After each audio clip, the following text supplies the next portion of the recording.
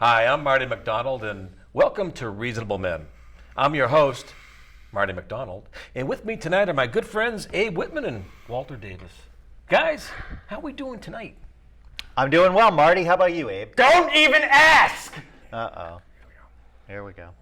So I was out eating with my wife today, all right? Behind us, there was this family, right? Yep. Okay.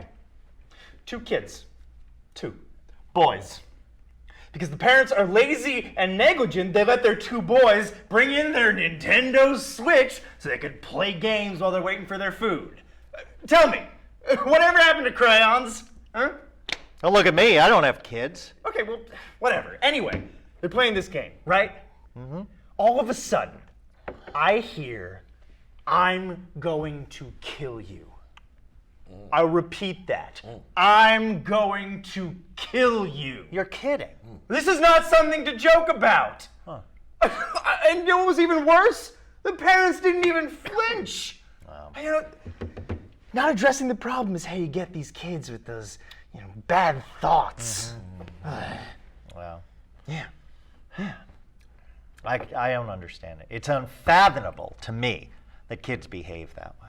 Well, that's because the parents don't even care. Well, I mean, that's what happens, They don't address the problem, and that's how you get these kids with those sketchy ideas. That's what happens.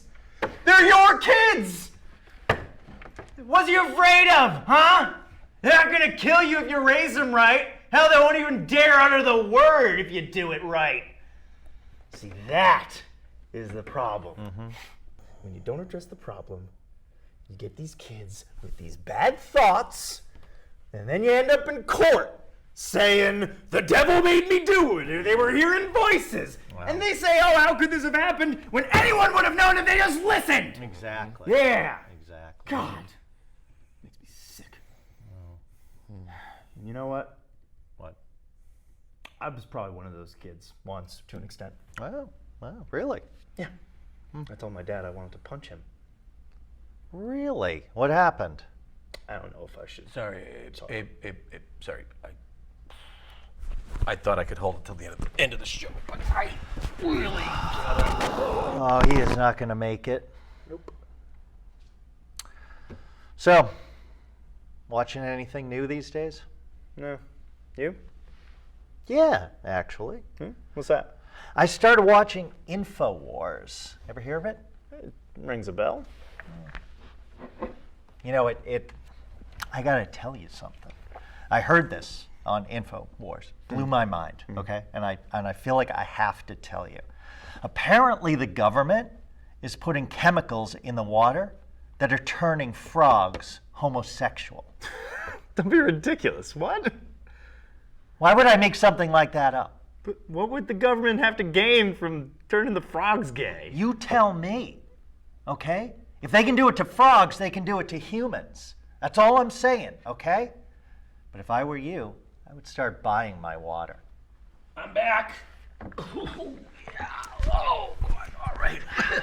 Let's get started. Yeah, where were we? Let's get started. Abe was deciding whether or not to tell us something about his childhood. I'm going to talk about it, Marty. While you were away, Walter showed me how important the truth is. Keeping it to myself would be selfish. Well, I think you would have told us anyway, Abe. You're not known for having much of a filter. Maybe. I mean, whatever. We're wasting daylight here. Are we rolling? Yeah. All right. Great. All right. Walter, I will tell you what happened. I told my dad I wanted to punch him, so he laid the belt on me. Told me that he wouldn't tolerate one single instance of disobedience under his roof. He beat me so hard that I saw my life flash before my eyes. I begged for my mother. I begged for him to stop. And by the time he did stop, I was covered in these black and blue bruises all over my back. At the time, it hurt like hell. But now, today, I thank him for it. I thank him for it. Because he made me into the man I am today. A man who won't take no for an answer. A man with 3 luxury vehicles, 2 houses, And a trust fund with more money in it than I know what to do with. A reasonable man. And you know what he did? He instilled reasonable values That in he you did. as well. That he did. And he still does. You know, not like these parents who you see today. I can't believe when I walk into a cafe or go to get a pizza or something and hear one of these beautiful children say something like that. And you know what? It's become the norm. Oh, of course. And you know, putting aside what these kids say, you can see it in their eyes. I tell you, I've been to the schools. I've been down into the schools. Really? I've seen it. Yes, I have seen it in their eyes. If you don't hear what they're saying, you can see it. A dozen ticking time bombs just walking around waiting to go off. Oh, man, it makes me sick. I mean, these teachers, they don't care. No. And the students know they don't care. I mean, hell, their own classmates don't even care. No,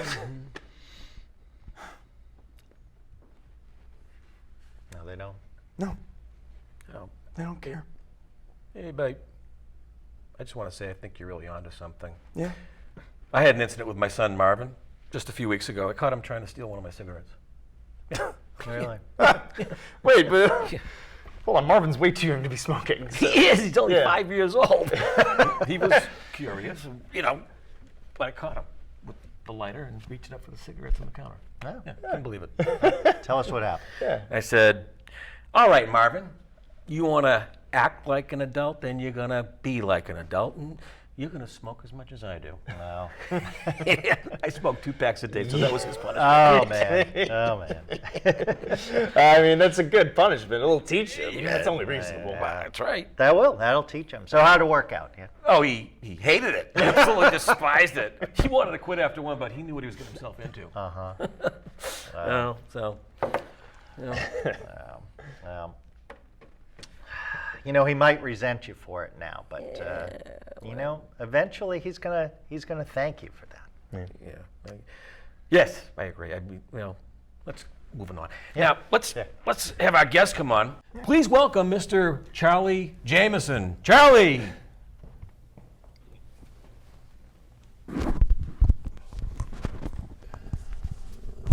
Jesus Christ. Hi, Marty. Glad to be here. Is something wrong? No. I was expecting, you know, I just wasn't really. So, Charlie, you're from Worcester? No, what? I grew up in Shrewsbury. I never even set foot in Worcester. I live in Northborough now, but I occasionally still work in Shrewsbury as a substitute teacher for Oak Middle School. Oh, okay, that explains it. I mean, you're very well spoken. Thanks, so are you. Well, okay, yeah, but people like me are sort of expected to talk like this, so. People like you, people with decent education. I mean, people like you who. Let's talk about your job. Sure. When you walk into the school, do you get a lot of hostile vibes? Yeah. No, I'm actually a pretty popular sub. They know me well in Northborough. Oh, please. Okay. Why, am I supposed to be getting hostile vibes? Charlie, all of us know that the teachers hate the students. They don't care. And the students know that the teachers don't care. Nope, sorry, that's just not true. If I ever have a problem with a kid, what I do is I usually take them aside and talk to them after class. And if I notice that they're having a problem, then I tell the other teachers to keep an eye on that student to make sure they're okay. So you gossip about them behind their backs. That's what you do. Okay, really nice, Charlie, real nice. Why don't you pick on someone your own size, huh? And it's not gossiping, I'm actually doing my job. It actually sounds like your job is to gossip, right? Am I right, fellas? Listen, do you know of any kids that might have daddy issues? What? I just want to make sure that you're doing your job. I'm not telling you anything like that. Oh, I knew it. Another one who works for the school, huh? Yeah, doing your job for the school. Look, we all do our jobs. You know what? I pay your paycheck, mister. My taxes pay for that. So you should tell me.